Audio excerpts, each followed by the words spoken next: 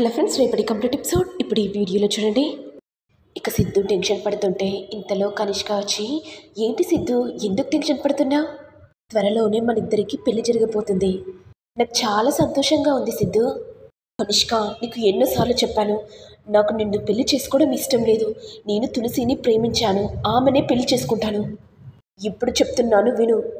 తులసి మెడలో తాళి కట్టేది నేను మాత్రమే. ఏంటి సిద్ధు, ఏం మాట్లాడుతున్నావు? మీ నాన్నకి హెల్త్ బాగాలేదని తెలిసి కూడా ఎందుకు ఇలా చేస్తున్నావు? కానీ నా మనసు ఒప్పుకోవట్లేదు. తులసిని పెళ్లి చేసుకో అని చెప్తుంది. నిన్ను చేసుకొని జీవితాంతం బాధపడే బదులు అదే తులసిని పెళ్లి చేసుకొని నాన్న కాళ్ళ మీద పడి బ్రతిలాడచ్చు. మా నాన్న తప్పకుండా ఒప్పుకుంటాడని నాకు తెలుసు. ఇది విని కనిష్క టెన్షన్ పడుతూ, ఇదేంటి సిద్ధు ఇలా మాట్లాడుతున్నాడు? అంతకుముందేమో సైలెంట్గా ఉండి నాతో ఎంగేజ్మెంట్ జరిపించుకున్నాడు. కానీ ఈ గుళ్ళోకి రాగానే ఇక తులసిని ప్రేమిస్తాను, ఆమెనే పెళ్లి చేసుకుంటాను అని అంటున్నాడు. ఈ విషయాన్ని ఎలాగైనా సరే మామయ్యకు చెప్పాలి అనుకుంటూ కనిష్క ఇక బసవయ్యకు అన్ని విషయాలు చెప్పగానే ఇక బసవయ్య సంతోషంతో, అమ్మ కనిష్క, నువ్వెందుకు టెన్షన్ పడిపోతున్నావు? వాడు అలాగే మాట్లాడతాడమ్మా, ఎందుకంటే వాడు బాధలో ఉన్నాడు కదా.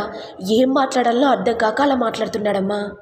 అలా మాట్లాడితే నీ మనసు విరిగి ఈ పెళ్లి చేసుకోనంటే వెంటనే తులసిని పెళ్లి చేసుకుందామని ఇలా నీ మీద మ్యాజిక్లు చేస్తున్నారమ్మా. సిద్ధు, నా మీద నువ్వు మ్యాజిక్ చేసినంత మాత్రాన నిన్ను వదులుతానని ఎలా అనుకున్నావు? నువ్వు నా వాడివి, నాకు మాత్రమే సొంతం, అర్థమైందా? ఇటు ఏమో విశ్వ జానుతో మాట్లాడుతుంటే కానీ జయనందనే ఏమో టెన్షన్ పడిపోతాడు. ఈ విశ్వ ఏంటి ఇలా మాట్లాడుతున్నాడు? స్పెషల్ వ్యక్తి అని అంటున్నాడు. అసలు ఎవరు? కొంపతీసి ఏం చేసిన మర్డర్ లిస్ట్ చూపెడతాడా? లేకపోతే ఎంతమంది అమ్మాయిల్ని పెళ్లి చేసుకున్నాడో అవి ప్రూఫ్స్ తీసుకుని వస్తారా? వీడికి అంత సీన్ లేదు. నేను ప్రూఫ్స్ లేకుండా అంతా క్లీన్ చేసేసాను. కానీ నేను ధైర్యంగా ఉండగా ఇలా ఎందుకు భయపడుతున్నాను అని జయనందన్ తనలో తాను అనుకుంటుంటే ఇంతలో జాను చూసి, ఏంటండి ఎందుకు టెన్షన్ పడిపోతున్నారు? ఏం లేదు జాను, కాస్త నీరసంగా ఉంది, అందుకే ఇలా టెన్షన్ పడిపోతున్నాను. అయ్యో, ఏంటి సార్ అలా మాట్లాడుతున్నారు? మీకు ఏమన్నా అయితే నేను తట్టుకోలేను సార్. పదండి, గుళ్ళోకి వెళ్ళి కూర్చుందాం. విశ్వ, నువ్వు కూడా రారా? అలాగే జాను. ఏంటి జయ్ గారు, ఎందుకంత టెన్షన్ పడిపోతున్నారు? ఓహో, స్పెషల్ వ్యక్తి అన్నాగానే మీరు టెన్షన్ పడిపోయారా? నాకు కూడా స్పెషల్ వ్యక్తిని చూడాలనిపిస్తుంది విశ్వ. వెయిటింగ్ జయ్ గారు, తప్పకుండా వస్తుంది. నీ భాగోతం మొత్తం బయటపడుతుంది. అను కూడా నిన్ను చూకొట్టి ఆ తాళిని నీ మొహాన విసిరేస్తుంది. వీడేంటి ఇలా మాట్లాడుతున్నాడు? అసలు ఏం జరగబోతుంది?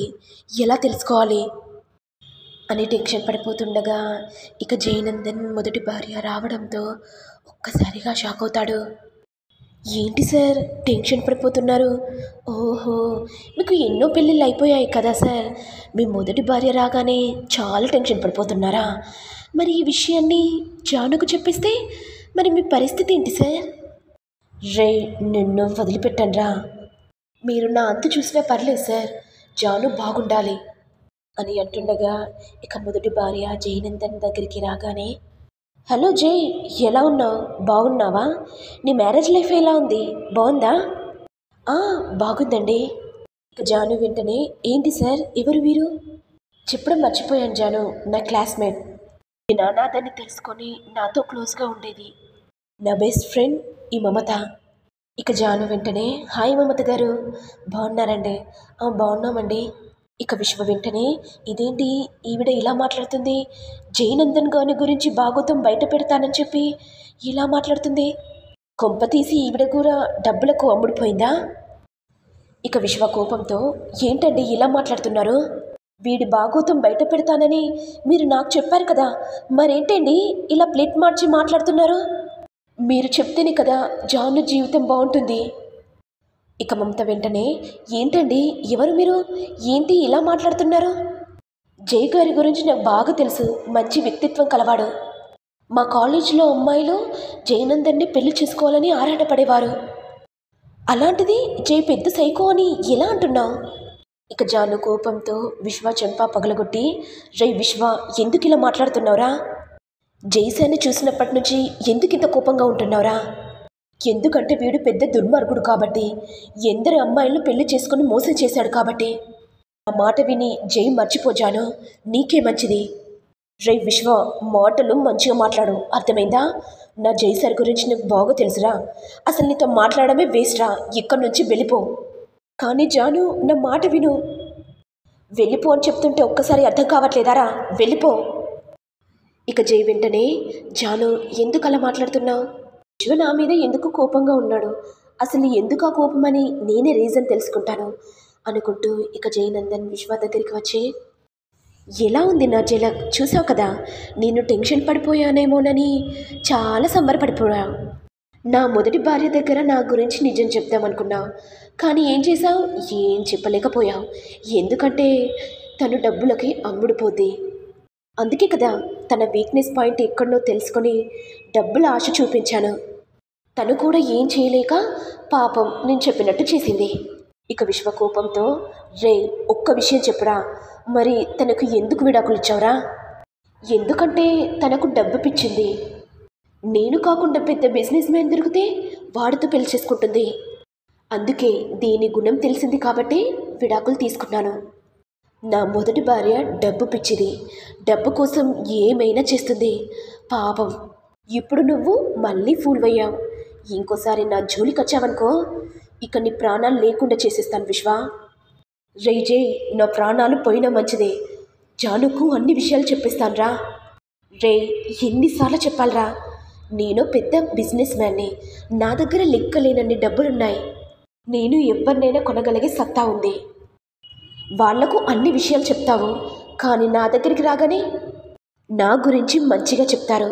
అది ఒకసారి ఆలోచించు, ఎవరు డబ్బులకు అమ్ముడుపోతున్నారో అనేది చెప్పి జయనందన్ వెళ్ళగానే ఇక విశ్వ ఆలోచనలో పడిపోతాడు. ఇక జాను వెంటనే, ఏంటి సార్, వాడి దగ్గరికి ఎందుకు వెళ్ళారు? ఆ విశ్వ ఏమో నీ గురించి బ్యాడ్గా మాట్లాడుతున్నాడు. మరి మీరెందుకు సార్ విశ్వ దగ్గరికి వెళ్ళారు? నేను కూడా మీకు మాటిస్తున్నాను సార్, ఇంకోసారి నేను విశ్వతో మాట్లాడను. విశ్వ కాంటాక్ట్ని కూడా బ్లాక్ చేసేస్తున్నాను. మీ మనసేంటో నాకు తెలీదా సార్ అనుకుంటూ ఇక జాను జయనందన్ ఒడిలో పడిపోగానే ఇదంతా విశ్వ చూసి బోరున ఏడుస్తాడు. ఇక విశ్వ బాధపడుతూ, ఏంటి గంగమ్మ తల్లి, జై ఎంత నేచుడో మీకు తెలిసి కూడా ఎందుకు నాకు సహాయం చేయలేకపోతున్నారు? మంచి వాళ్ళకు ఎప్పుడైనా కష్టాలా? వాడు మోసం చేసి జానును పెళ్లి చేసుకున్నాడు. ప్రూఫ్స్ తీసుకొచ్చినా ఆ జయనందన్ డబ్బుల ఆశ చూపించి తన వైపు మార్చుకుంటున్నాడు. నీతి నిజాయితీ ఎక్కడికి పోతుంది? మీరు కూడా అంటారు కదా, ఏదో ఒకరోజు ధర్మమే గెలుస్తుందని. మరి ఎక్కడ గెలుస్తుందమ్మా? నాకు కూడా మార్గం చూపించమ్మా అని విశ్వ బోరున ఏడుస్తాడు. మరి నెక్స్ట్ ఎపిసోడ్లో ఏం జరుగుతుందో చూడాలి. మరి మీకు వీడియో కనుక నచ్చినట్లయితే లైక్ చేయండి, షేర్ చేయండి, సబ్స్క్రైబ్ చేయండి. Thank you all.